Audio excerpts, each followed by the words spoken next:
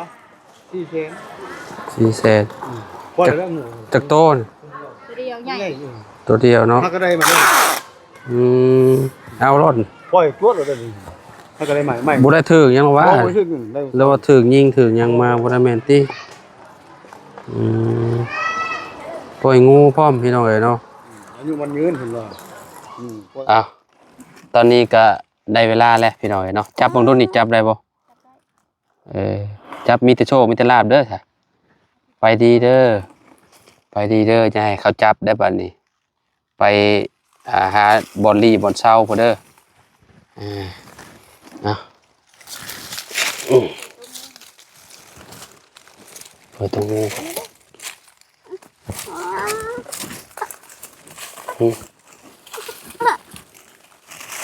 เดี๋ยว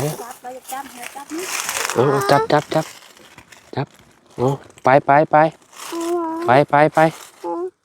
เอาไปเด้อไปแล้วพี่น้องเอ้ยฟูไปเด้ออย่าให้เขาจับเขายังเด้อบ่นี่เด้อไปเขาไปป่าลึกพุ่นเด้อ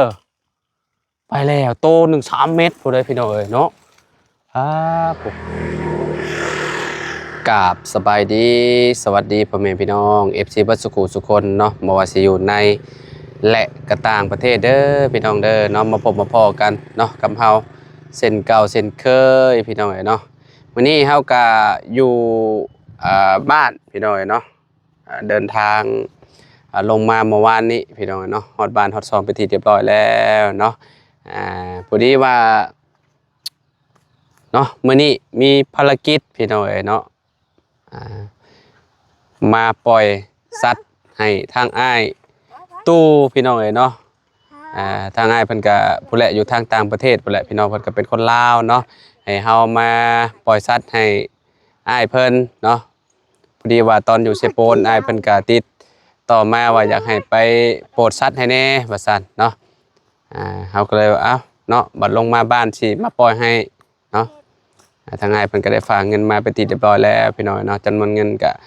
100เนาะ100ก็อ้ายเพิ่นก็ให้เติมน้ำมัน1 ล้านกีบพี่น้องเนาะ1 ล้านกับ1 แสนนี่ก็คือสิไปนี่แหละไปไถ่ชีวิตนกกระปอมพี่น้องหรือว่างูเนาะถ้ามีหยังก็เอาอันนั้นพี่น้องเนาะจะได้ก็ขอบใจอ้ายตู่หลายๆเด้ออ้ายเด้อเนาะขอให้อ้ายอยู่ดีมีแฮงความเจ็บบ่ให้ได้ความไข้บ่ให้มีเนาะปรารถนาสิ่งใดขอให้ได้สิ่งนั้นเด้ออ้ายเด้อเนาะเฮ็ดงานหยังก็ขอให้เจริญเนาะให้ร่ำให้รวยกว่าเก่าเนาะเอาไปเบิ่งนำกันเนาะว่าสิมีหยังพี่น้องตอนนี้เฮาก็อยู่ตลาดดงเด้อพี่น้องเด้อเนาะมากับลูกสาวเนาะโอ้น้องพลอยไซพี่น้องเนาะไปเดี๋ยวขอไปเบิ่งนำกันพุ่นแหละอยู่ตลาดพุ่นแหละพี่น้องโดยไปพี่น้องเนาะมาเบิ่งนำกันเนาะสิมีบ่เนาะโอ้มาครับโดยน้อยก่อนสิมาจักจันมาปรับอยากได้รอดเลยโอ้จักจันออกเลยเนาะโอ้พี่น้องเลยรอบบังก่อนจักจันลูกจักจัน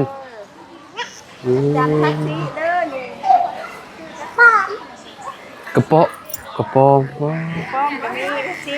ก็คือบ่ได้อันฮักแข่งว่ายังบดบ้างยังบดถูกโตบ้างทงเท่าไหร่จักโตบอกคะแนนว่าบ่ฮักแข่งสิเอาไปปล่อยฮะนะเสียไปปล่อยก็เป็นโตใหญ่ๆ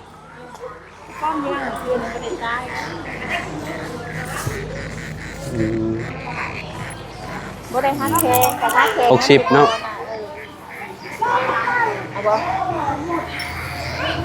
เอา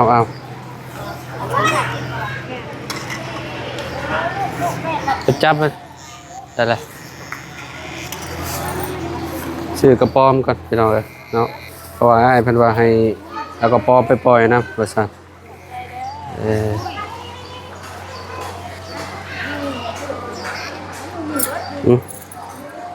60,000เกือบ100 บาทพี่น้องเอ้ยเราว่าบ่ฮู้ว่าจักโตเราก็ซื้อต่อนำเขาเจ้ามาคือกัน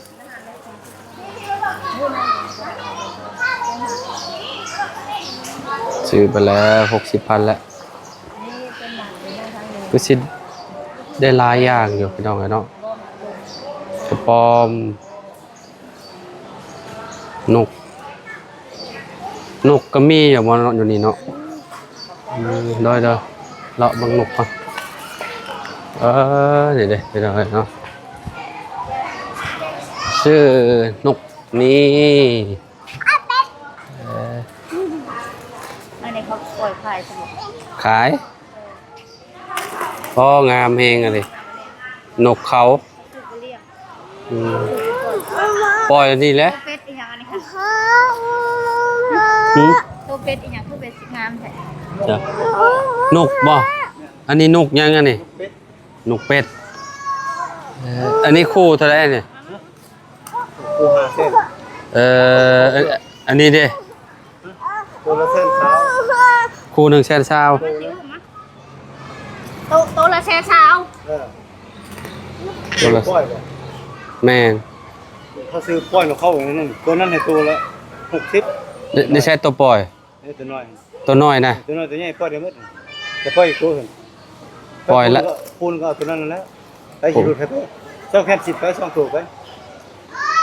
บ่เปิดนี่แหละคะแนนเอาแน่ๆแน่ๆเนี่ยเอา คือ2เส้น6มื้อนี้เฮ้ยนี่ 2,600 สเก็ตนี่ให้นี่เขาสิไปนี่ เอาเบิดนี่เดี๋ยวซะ ทิ้งแฮง แข็งแห้งอยู่หรอว่าปล่อยไปอยู่หรอว่า เข้าตัวอันนั้นเข้าเพื่อ โอ้ นี่ซานนก อันนี้บ่ได้เอาไปเน้นปล่อยดอกนี่นะเพราะว่ามันงามเด้อันนี้นกปล่อยนี่นกเขาสวานกอันนี้เขาอันนี้ ก็พูดดู เป็ดอีกงามของแยงชงหนึ่งนะเด้อใส่กระป๋องมาค่ะ อันนี้เด้ซะเท่าไหร่นี่ งูเหรอ4เซน 400,000 ป้อยแล้วงู จักโต้น ตัวเดียวใหญ่ ตัวเดียวเนาะ ถ้าก็ได้มาได้ เอารถ ป้อยตัวเราได้ถ้าก็ได้ใหม่ใหม่ บ่ได้ถึงยังหรอว่า บ่ถึงได้ แล้วว่าถึงยิงถึงยังมาบ่ได้แม่นติปล่อยงูพร้อมพี่น้องเอ้ยเนาะ อายุมันยืนเห็นบ่ป้อยงู ตัวนี้ใหญ่ชิ ว่างป้อย งูสิง งูสิ บ่ได้มีอันนั้นหรอว่าบ่ได้งูนี่บ่ได้ ใหม่นี่ งามๆเลยตัว นี้ นี้ อย่างนั้นเราตะเกียบหนึ่งจะไปนั่นตัวเมียทำได้นี่ป้อยไข่เล่น รวมเลย อันนี้ นี่200,000นั่นน่ะ 2,600 2,600อันนี้ 4,000 400,000 6,600เอา6,500ไป 6,500จับเด้ออ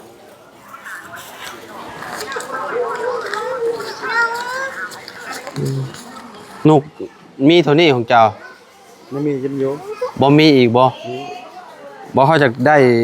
เบิดนี่นะเงินเท่านี้เบิ่ง1 2 3 4 5 6 7 8 9 10ยังเหลือ1ล้านเบิ่งจ่ายอันนี้เจ้าไปก่อน1 2 3 4 5 6 7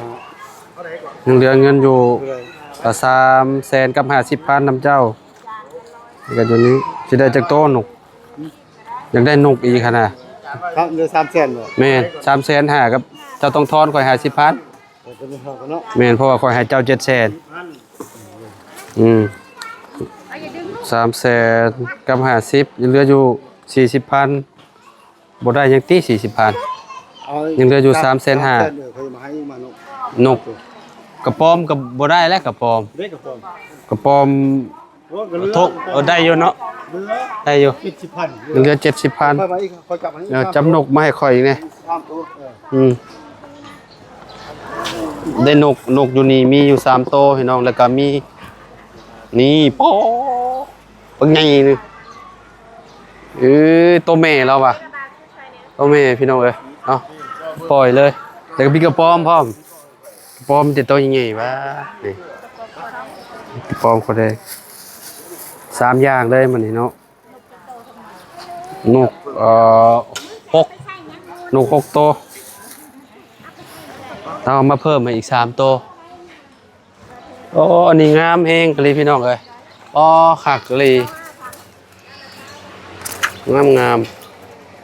คู่หนึ่ง500,000กีบอันนี้เอาไปเรียกอย่างเดียวอันนี้นกเป็ด น ปล่อยต้องไปปล่อยมองแถวน้ำมันลิ่นน้ำได้นกใช้ซื้อกระป๋อมอีกกันนี่บอกกระป๋อม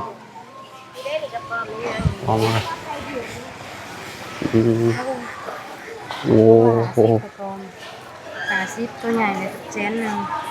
เอานี่ก็ได้ อันนี้50เนาะ ใส่ถุงให้เพิ่นเลย ตื่มอีกก็ได้ เอา2 ถุงก็ได้ มาใส่ถุง อืมเอา2 ถุงบ่ได้ฮักแข่งติมาเสียไปปล่อยโอเคเอาเบิดมันโอ้จะกินอยู่นี่โอ้ เต่าใหญ่เอาเลย อยากได้เต่าได้หมดนะ เต่า โอเค3 ตัวได้เรียบร้อยแล้วป่ะ 5 ตัว อืม นี่ตัวนี้มี3 ตัว โดย บ้าน ไปบัดนี้ อยู่บ้านเลย ฮะ บ้านเลย นี่นะอยู่บ้านไผ่นี่นะ อยู่บ้านไทยนี่ แมนคนบ้านไผ่เลยแม่นะไปปล่อยก่อนฮะเลย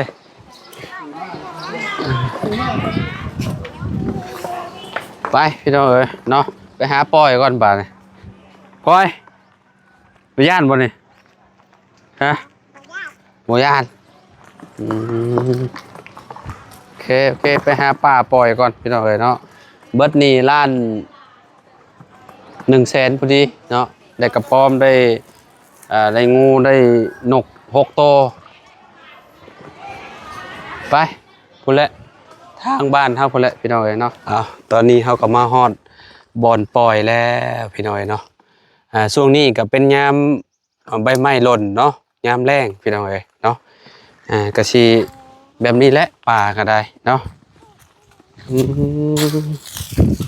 โอ้พี่น้องเอ้ยโหเนาะแบบป่าแถวบ้านค่อยพี่น้องเอ้ยเนาะก็สิใหญ่ได้พี่น้องเอ้ยเนาะใหญ่เพราะว่าแถวนี้มันเป็นป่าที่กระเจ้ายังบ่ได้เฮ็ดอีหยังเลยพี่น้องแถวนี้นะคือแบบสามารถแบบปล่อยนกปล่อยหยังได้เนาะ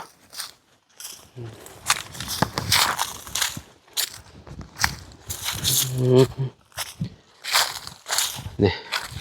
ปล่อยกระป๋อมเนาะปล่อยงูพี่น้องเอ้ยเนาะ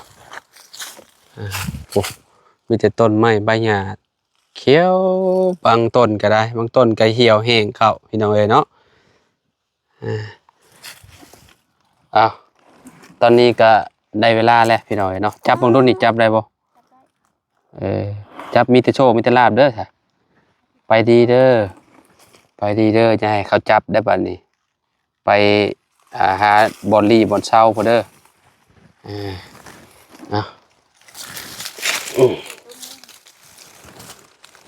เปิดตรงนี้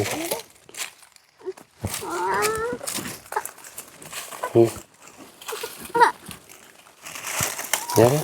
จับ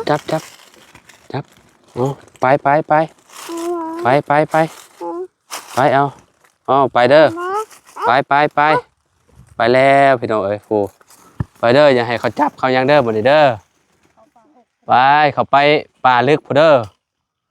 ไปแล้วโต3 เมตรพอเด้อพี่น้องเอ้ยเนาะโหไปแล้วโหไปเด้ออย่าให้เขาจับเด้อไปยายไปแล้วโหพี่น้องเอ้ยไปแล้วเหรอ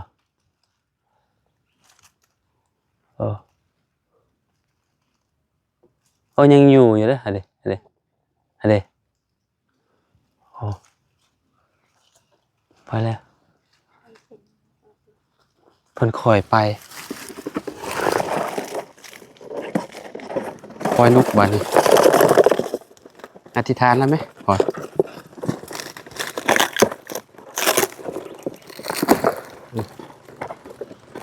อธิษฐานแล้วขอให้มีแต่โชคมีแต่ลาภเนาะอย่าให้กระจับเด้อบันนี้เด้อจ้ะไปเด้อเอาไปปอเบิ้งคนบินไป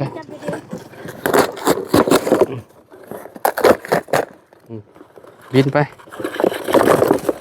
ไปแล้วไปจะปล่อยเพิ่นวิทย์ไปไปไปไปไปแล้วไปแล้วไปแล้วไปแล้วปล่อยให้ไอ้ตู้เพิ่นพี่น้องเนาะตู้รับคนลาวอยู่ทางต่างประเทศหมดเลยโอ้โหแล้วโห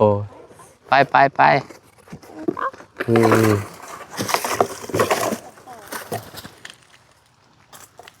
กระป๋อมไปไปปล่อยนี่ปล่อยเขานี่ปล่อยลงรุมนี่อย่าไปเอาแลนไปไปนี่บนได้ฮัก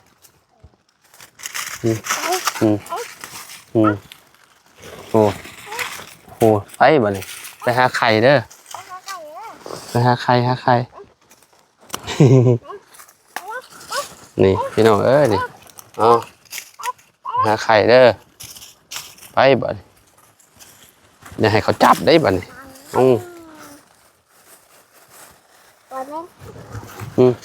ไปผูโอ้ไปแล้วผูพี่น้องผูมาพอแกะให้เอาทอกนี่ทอกลงผูไปเลย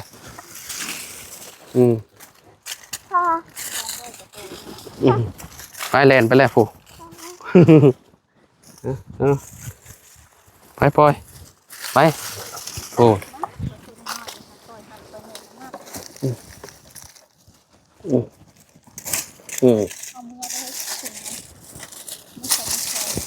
ป้าแหลนไปกับโคบบาดทุงบันนี้เอ้าทุงมาเมียน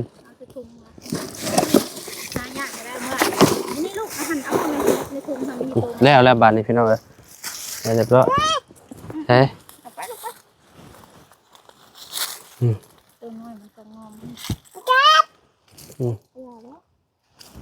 ไปเอาอย่างมันขึ้นเกิดแม่ไปลูกไปเอาจะทุ่งให้แม่ใส่ถุงยางไปแล้วยามันไปแล้วใช่ไปพอใช้ต้นไม้นะไปใช่ไปไปนี่น้ำพออุ้มอ่ะ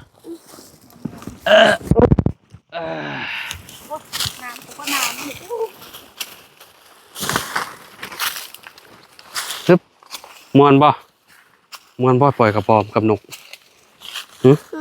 มวนสิไปประทาผลไปยังประทาผลไปปล่อยเอียนจะปล่อยเอียนเวลาจะปล่อยเอียนเวลาจังไปจะพอพาไปเด้อ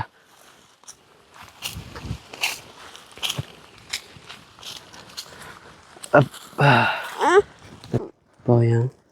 ปล่อยปลากี่ดีปล่อยงูคือสิเพิ่นอยากอันนั้นพี่น้องเพิ่นอยากบอกแล้วกี่นี่คิดว่าเพราะว่าเพิ่นไปบ่ได้ไวได้พี่น้องค่อยไปค่อยไต่ไปเพราะว่างูกับงูโตใหญ่งูอันตัวแม่ไข่ถ้ามาจักกินนี่ได้ยินเพิ่นว่าตอนขายว่ามันแม่ไข่ว่าซั่นเนาะตัวใหญ่แฮงเลยพี่น้องจนจักซ้ำแขนข่อยกี่นี่น้อยกว่าแขนน้อยนึง3 เม็ดนี่แหละประมาณโตนึงเท่าไหร่บุเราว่า400,000เท่าไหร่บุคักบ่ปล่อยงูเจ้าเห็นบ่มันลอยไปเจ้าจะปล่อยยังนะเจ้าว่าอยากปล่อยปลาอะไรยังอีกปล่อยเอียนพร้อมมียังอีกบัดนี้มีเอียนมีปลามีเต่าเจ้าจะปล่อยตัวใดที่สุดปล่อยเต่าจะปล่อยเต่าที่สุดโอ้คักแล้วเต่าอายุยืนแน่ปล่อยอยู่ใช่ลูกปล่อยอยู่น้องน้ำบ่พระธาตุโพนบ่ถาดผล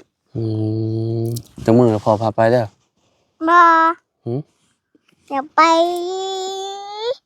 มื้อใดอย่าไปมื้อนี้ไปกับไปพอจะพาไปเนาะ ไปตอนนี้บ่ ไปตัวนี้ หมอฮอนแดดบ่ อืม หมอฮอนเป็นยังคืออยากปล่อยเต่า เก่งจริง หึ อยากไปทำมาคืนนี้ไหม เมื่อคืนนี้ฟันยังอีหละฟันยัง พันเต่า หึ พันเต่า ฟันเห็นเต่า เลขสิออกยังบอกปลาลุงก่อนเด้อ ไม่จะออกค่ะ ออกช่างมันดีก็ว่าไปเรื่อยเลยพี่น้องเอ้ยโอเคฉันเนาะจังได้ก็ขอบคุณเด้อเนาะทางอายตู่เนาะที่ให้เป็นสะพานบุญเนาะโปรดชัดเนาะมื้อนี้เนาะก็คือเฮาปล่อย3อย่างเนาะมีงูแล้วก็มีนกเนาะแล้วก็กระป้อมนี่ก็ค่อนข้างสิหลายพอสมควรอยู่เนาะนกนี่6โตวงูสิงเมื่อกี้นี่เนาะงูสิงโตบ้าใหญ่ๆเลยพี่น้องเอ้ยเนาะขอบคุณหลายๆเนาะก็ขอให้อ้ายได้บุญได้กุศลหลายๆเนาะแล้วก็พ่อแม่พี่น้อง FC เบ่ทุกคนแหละเนาะได้บุญนำกันเบ่ทุกคนเด้อพี่น้องเด้อเนาะเอาพอๆกันคลิปใหม่เนาะพี่น้องขอบคุณปาลุงนะแม่นมมือน้ำพอนะแม่นมมือชนะพ่อบ่พาไปประทัดโพนนะจ้ะไว้ขอบคุณหลายๆเด้อจ้าจ้ะให้ได้บุญนำกันจ้ะนบเนมมังกล้องพุ่นติเนมมังกล้องพุ่นไว้ขอบคุณหลายๆที่ติดตามพ่ออีลาจ้ะติดตามพ่ออีลาพ่ออีลาชื่อหยังพ่ออีลาชื่อหยังพ่อเจ้าชื่อหยังพ่อชื่อตักแตนโอเคโดยจ้ะโดยโอเคพ่อแม่พี่น้องเอ้ยเนาะขอบคุณหลายๆเด้อโดยลูกโดยแม่นแล้วอีหลาว่าถูกแล้วพ่อกันใหม่พี่น้องสบายดีเด้อขอบคุณหลายๆเนาะเบิร์ดสุขคนที่มารับชมคลิปฝากกดไลค์กดแชร์เด้อพี่น้องได้บุญนำกันมื้อนี้เนาะสำหรับคลิปนี้ขอตัวแล้วพี่น้องสบายดีเด้อ